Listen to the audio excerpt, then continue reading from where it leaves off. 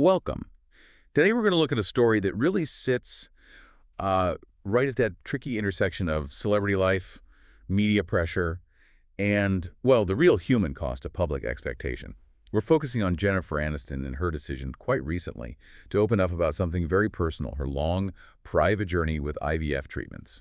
And we're using her story not for gossip, obviously, but more as a way to understand something bigger. Exactly. Our goal here is to try and unpack why this personal story resonated so much, why it became this, powerful commentary on judgment and expectation that goes way beyond Hollywood. We want to look at the media's role, definitely, but also that heavy burden placed on people, especially women, navigating what some call the invisible timeline. Okay, so let's break down that core conflict. We have Aniston, who's now 56, revealing she went through IVF for years, this incredibly difficult private struggle.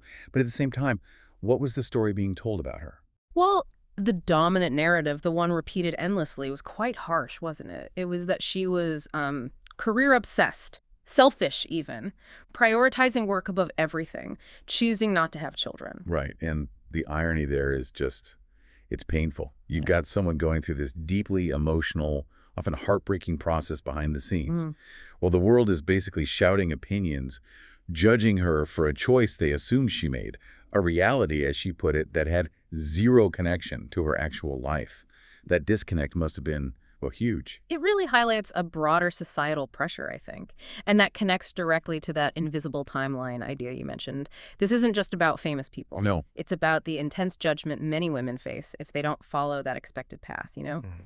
Marriage, then kids, fitting career in around that, usually in a very specific order. Yeah, and deviation gets punished. Absolutely. Through speculation, gossip, judgment, it creates this sense of shame, maybe grief, whether you're in the public eye or not.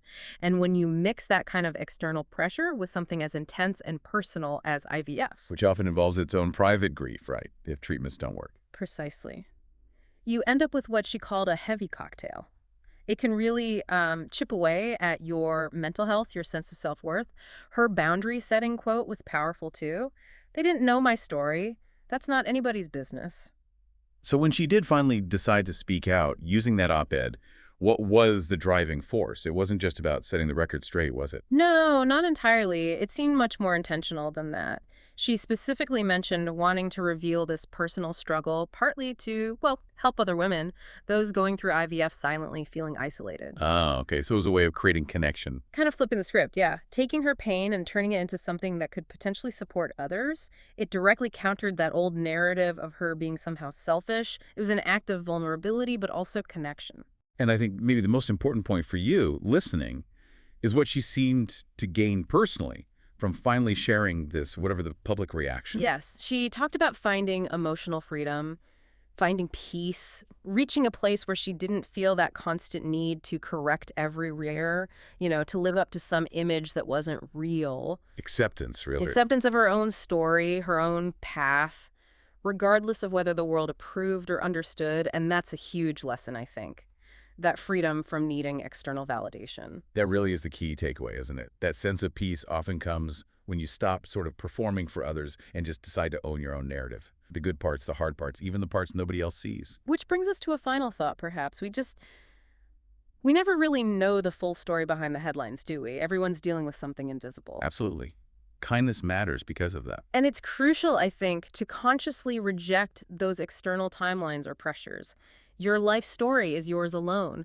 Its value isn't set by public opinion or whether it fits some pre-approved mold. So maybe take a moment after this to just reflect. Whose timeline are you really living by? Is it truly yours from the heart, or is it one that feels, well, imposed from the outside? Thanks for joining us for this analysis today.